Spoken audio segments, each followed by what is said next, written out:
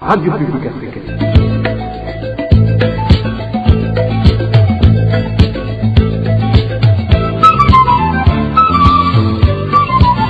Radio Publique Africaine.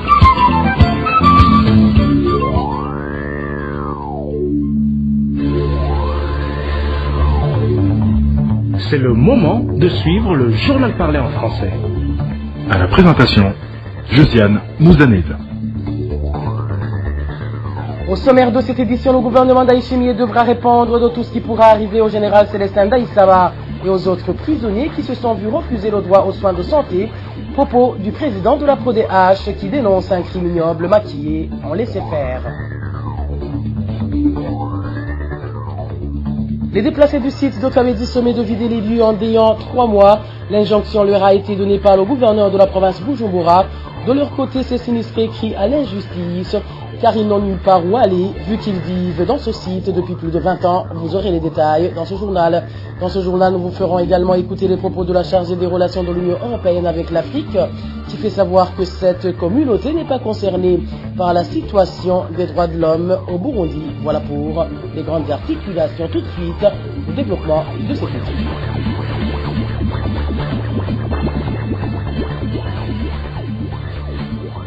Bonsoir. Sécurité pour commencer. 2 étudiants de l'université du Burundi sont sans trace depuis près d'un mois après qu'ils aient été arrêtés par des agents du renseignement militaire.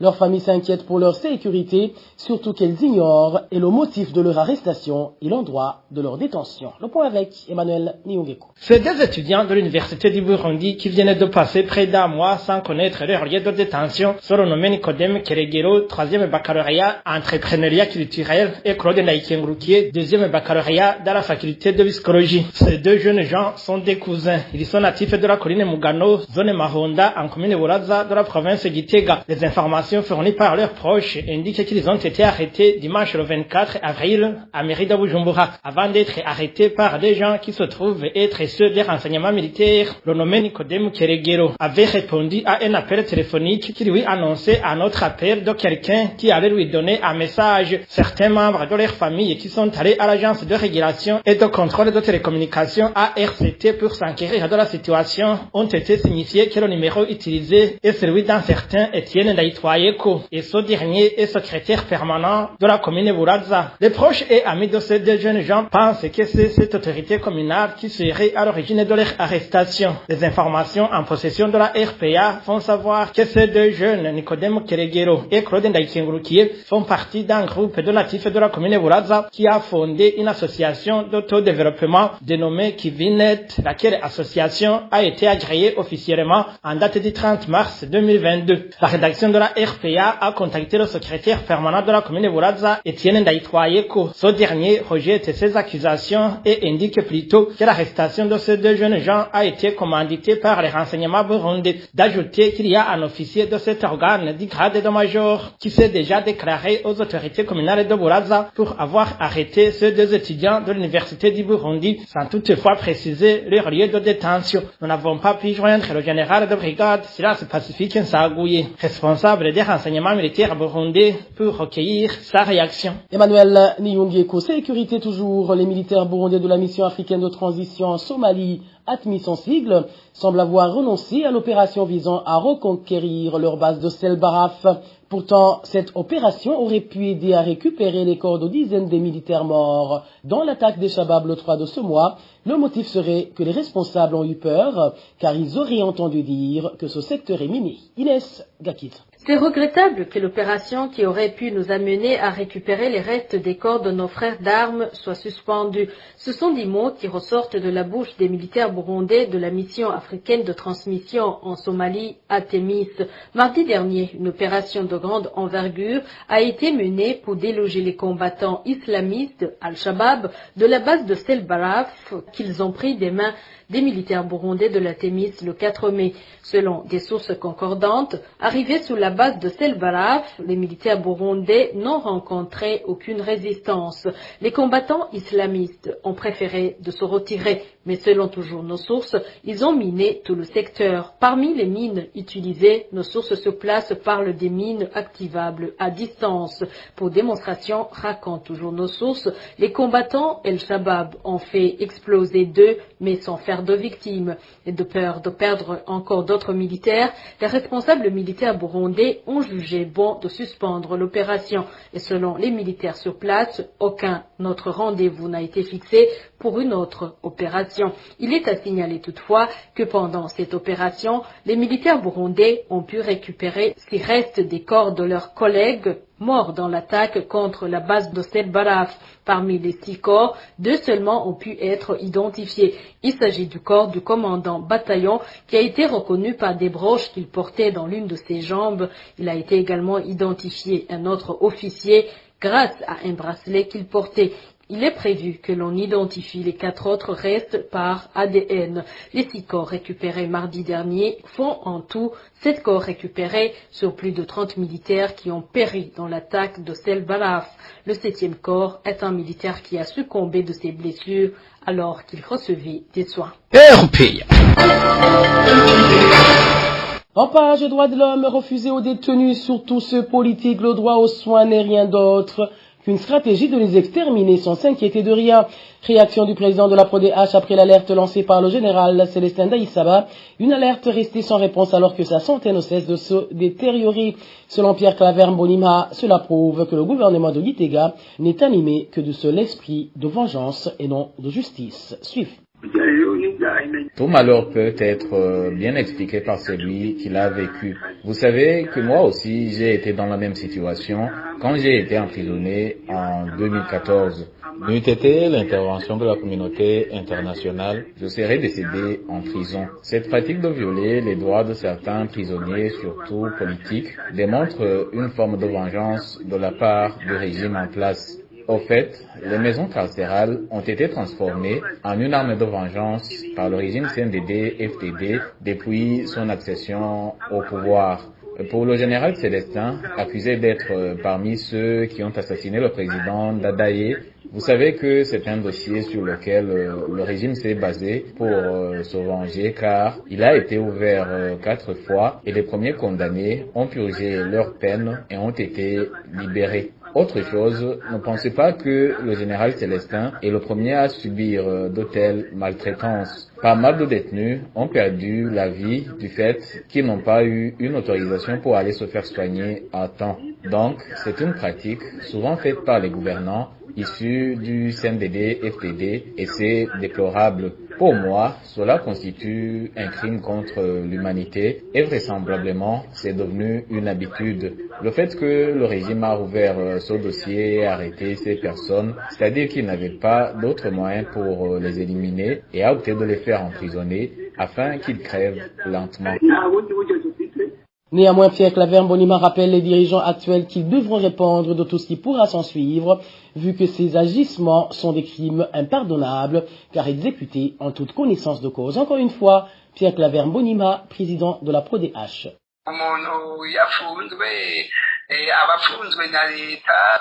Si une personne est en détention, cela sous-entend qu'il est emprisonné par le gouvernement. Ce dernier, qui connaît les motifs de sa détention, connaît aussi les droits de ce détenu, donc le gouvernement ne l'emprisonne pas pour qu'il rende son âme en prison. Dans ce cas, si un détenu subit des traitements inhumains et par malheur succombe, les responsabilités tombent au gouvernement. C'est le gouvernement qui doit justifier la mort d'un détenu emprisonné dans de telles conditions, vu que c'est lui qui lui refuse son droit de se faire soigner. C'est incompréhensible comment il refuse de lui donner une autorisation, alors que même le directeur pénitentiaire a lui aussi alerté que son état de santé se détériore au jour le jour. Ils vont attendre que sa maladie s'aggrave encore plus et ils pourraient lui autoriser d'aller se faire soigner.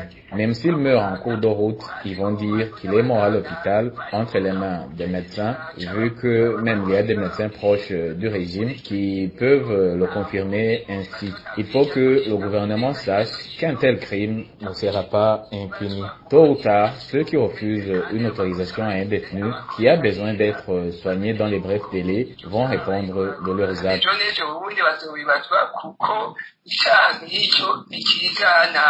Droits de l'homme toujours, il appartient au Burundi de juger la situation des droits de l'homme dans leur pays et non à l'Union européenne. C'est en substance la réponse de Aude Maïo Kolich, en charge des relations de l'Union européenne dans des pays d'Afrique centrale. Une réponse donnée aux journalistes qui lui demandaient son appréciation par rapport aux droits de l'homme au Burundi au terme d'une rencontre avec la CNIDH. Je vous propose plutôt de l'écouter. Je pense que tous les rapports et toutes les personnes qui travaillent sur les droits de l'homme apportent des éléments qu'il faut pouvoir analyser, qu'il faut pouvoir considérer. Et c'est le travail des autorités mandatées pour le faire, comme la Commission indépendante des droits de l'homme, qui doit avoir une importance particulière dans ce cadre. Mais bien sûr, il faut prendre connaissance de tous les faits qui sont parfois rapportés et pouvoir les analyser. C'est à moi de juger la situation des droits de l'homme au Burundi, c'est au Burundais. Nous, en tant que partenaire international, ce que notre démarche dans tous les pays du monde, c'est de voir comment nous pouvons accompagner le développement conjoint de nos pays, de nos régions, dans le respect des conventions internationales que nous avons tous signées.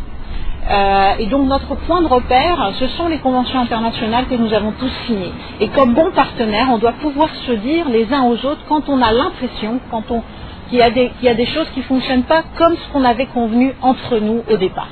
Voilà, et c'est ça un peu l'interlocution que nous avons. De son côté, le président de la CNIDH a reconnu qu'il y a quelquefois des institutions qui sont impliquées dans des actes de violation des droits humains. Sixte Vignini Muraba, il est le président de la CNIDH. On a énuméré la liste de tout ce qui ne marche pas dans le secteur des droits de l'homme au Burundi devant l'Assemblée nationale. On a notamment évoqué la surpopulation carcérale. On a également proposé des solutions. On a parlé aussi des cas des personnes qui se font torturer. On a évoqué des cas des personnes pour qui la justice ne s'acquitte pas convenablement de sa mission, puisque tout simplement ces gens sont pauvres. Tout ça fait partie des projets que nous proposons aux partenaires du Burundi, mais aussi au gouvernement burundais. Et vous êtes tous au courant que le processus de désengorgement des maisons carcérales a repris. Nous nous réjouissons de cette situation et je pense qu'elle pourra évoluer positivement. Pour rappel, dans son rapport publié mercredi de cette semaine, Human Rights Watch a déclaré qu'au Burundi, des opposants présumés ont été tués, détenus et torturés, des crimes qui, selon le rapport de Human Rights Watch, ont été perpétrés par les services nationaux de renseignement, la police et les membres de la jeunesse du parti au pouvoir. Je vous le disais en titre, les déplacés du site de Kabezi supplient la ministre de la Solidarité de leur venir en aide pour qu'ils ne soient pas chassés de leur ménage. C'est après que le gouverneur de la province Bujumbura leur a donné un délai de 3 mois pour avoir tous vidé les lieux. Les détails avec Eric Nyonzima. Ces déplacés de la commune Kabezi en train d'être chassés font partie des victimes de la crise de 1993 installés dans le site depuis plus de 20 ans. Aujourd'hui, ils disent être surpris par les propos du gouverneur de la province de Bujumbura qui leur a signifié qu'il ne voulait plus voir ce site à cet endroit alors que ces déplacés n'ont nulle part où aller.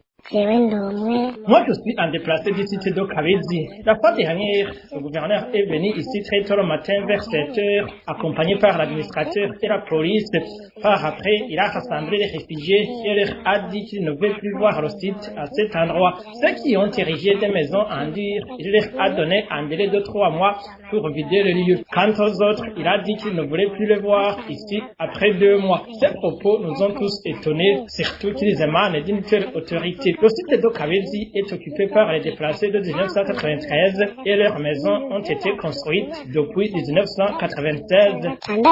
Désespérés, ces déplacés ont fait recours auprès du ministère de la Solidarité dans une correspondance qu'ils ont adressée au ministre Imed Samchimike en charge du ministère. Ces déplacés lui ont expliqué leur situation et lui ont fait part des persécutions dont ils sont victimes, ce qui n'a fait qu'exacerber la colère de l'administrateur jusqu'à débuter une chasse à l'homme pour mettre la main à tout déplacé signataire de cette lettre. Nous avons adressé une correspondance au ministre de la Solidarité pour dénoncer l'injustice dont nous sommes victimes et les déplacés du site y ont apposé leur signature. Mais aujourd'hui, après avoir constaté qu'on a informé les autorités supérieures, l'administrateur de la commune Kabezi s'est mis à la recherche de toute personne qui a signé sur cette correspondance et il a déjà emprisonné certains d'entre eux. Actuellement, les déplacés du site de Kabezi demandent aux autorités habilitées de résoudre ce problème, d'autant plus qu'ils ne sont pas responsables de ce qui leur est arrivé. Ce que nous demandons aux autorités, c'est de mettre fin à cette persécution, car nous sommes déjà confrontés à divers problèmes en tant que déplacés. S'ils veulent nous renvoyer chez nous, qu'ils le fassent en toute légalité dans les règles du rapatriement. En plus, le site de Kabezi n'est pas le seul dans le pays. Qu'ils arrêtent alors cette injustice. Contacté à ce propos par la rédaction de la RPA, l'administrateur de la commune Kabezi, Espérance Savonimana, n'a pas décroché son téléphone. Quant à la ministre Imed Sabushimike, ayant la solidarité dans ses attributions, elle est restée injoignable. Merci à toi Eric Niyonzima. Une courte pause et nous abordons la page gouvernance de ce journal. RPA. Le conseil de surveillance de la CFCIB a décidé ce jeudi le retrait de la candidature de l'actuelle vice-présidente de cette chambre au poste de la présidence de cette même entité, une décision contestée par la concernée qui accuse le dit conseil d'avoir pris parti au conflit au lieu d'être neutre. Plus de détails avec Onésime de Shimagit. Ils sont au nombre d'aussi les chefs d'accusation sur base desquels le conseil de surveillance de la Chambre fédérale du commerce et de l'industrie du Burundi, CFCIB, a décidé le retrait de Ginette Karikinyana sur la liste des candidatures au poste du président de la dite chambre. Ce conseil avait été saisi ce mercredi par Audace Ndaizeye, président actuel de la CFCIB, accusant sa vice-présidente Ginette Karikinyana d'avoir attaqué et détruit à son concurrent aux élections, à savoir l'honorable Olivier Sougourou, en saisissant directement le chef de l'État burundais, arguant que la candidature de son rival était inconstitutionnelle. Sur le premier chef d'accusation, le conseil de surveillance a trouvé que Ginette Karikinyana a violé la hiérarchie des organes de la CFCIB en s'adressant directement au président de la République et que par conséquent a prouvé son incapacité à coordonner les travaux de la Chambre de par son ignorance en matière administrative, explique le dit conseil. Toutefois, dans la correspondance de Ginette Karikinyana adressée ce jeudi au conseil, l'accusé expliquait qu'elle ne pouvait pas saisir ce conseil étant donné que ce dernier n'allait pas se contredire après avoir publié la liste des candidatures. Sur le deuxième chef d'accusation, le conseil de surveillance a considéré que Ginette Karikinyana a transgressé la procédure électorale établie par le comité exécutif en formulant des critiques à l'endroit d'Olivier Sougourou et se mettant à la place des institutions étatiques pour qualifier d'inconstitutionnelle la candidature de son adversaire. Sur ce point, Ginette Karikinyana expliquait n'avoir fait aucune attaque, la moralité ou les valeurs personnelles de son concurrent, mais plutôt qu'elle a parlé des dispositions sur les fonctions qu'occupe ce dernier. Et pour ce qui est du non-respect des institutions de l'État, l'accusé indique que le chef de l'État demande à tout citoyen d'évoquer tout problème afin d'en trouver des solutions. Sur le troisième chef d'accusation, le conseil condamne Ginette Karikinyana pour avoir débuté sa propagande avant l'approbation de sa candidature. À ce niveau, Ginette Karikinyana rejette ces allégations car, explique-t-elle, elle a répondu positivement à l'appel des médias comme elle le faisait normalement en tant que femme leader. Sur le quatrième chef d'accusation, le conseil de surveillance a affirmé que l'acharnement de Ginette Karikinyana montre que celle-ci cacherait d'autres intentions qui n'ont rien à voir avec les intérêts du secteur privé et le bon climat des affaires.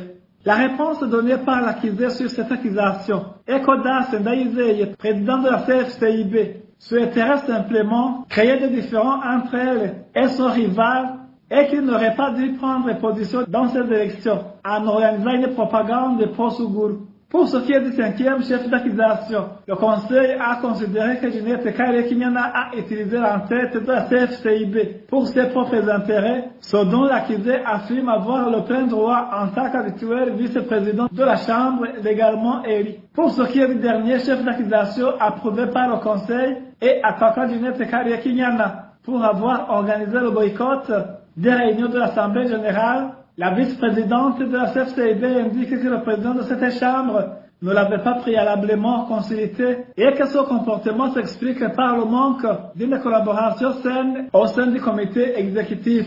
Pour clore sa correspondance, Ginette Karekinyana avait indiqué au conseil que le président de la CFCIB a eu un côté penchant au profit d'Olivier Sougourou. Cependant, après analyse de tous ces chefs d'accusation, le conseil de surveillance de la CFCIB a décidé ce jeudi le retrait de la candidature de Ginette Karekinyana à la présidence de la CFCIB aux élections du 24 mai 2022. Onésime Dushima Guidé, le gouvernement burundais menace de retirer à l'association des banques le droit de construction d'un centre commercial au site de l'ancien marché central de Bujumbura. Lors du Conseil des ministres de ce jeudi, l'association des banques a été accusée d'avoir tardé à lancer les travaux, mais paradoxalement, le même gouvernement dit ne pas reconnaître cette association des banques. Suivez Prosper Naouguamiye, il est le porte-parole du gouvernement burundi. Après analyse des activités déjà réalisées par rapport à ce dossier, il s'observe que la mise en œuvre de la feuille de route accuse un retard par rapport aux prévisions. L'adoption du décret portant autorisation de l'État à participer au capital de la société et celui portant concession du site de l'ex-marché central de Bujumbura à la société ainsi que la création de la société mixte pour continuer le reste du processus était prévu au mois de juin 2021. Le choix du projet et de la maquette était prévu au mois de novembre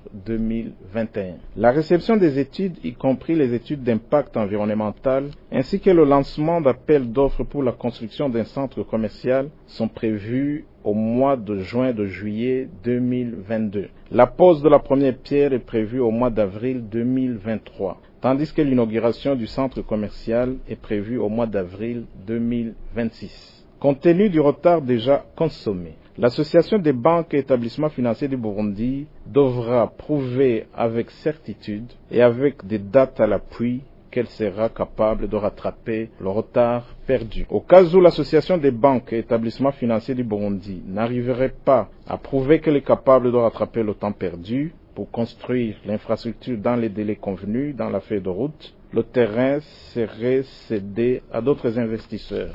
Après échange et débat, les observations et recommandations suivantes ont été formulées. Le retard du projet pourrait être expliqué par la manière dont les activités doivent se succéder. En effet, l'étude de faisabilité ne pourrait pas être possible sans que la société mixte ait été mise en place. Il a alors été recommandé que dans un délai de mois, cette société ait été créée pour faciliter les étapes suivantes. Que les responsables de cette nouvelle société établissent le chronogramme actualisé des activités. De procéder à une mobilisation d'autres partenaires pour souscrire au projet.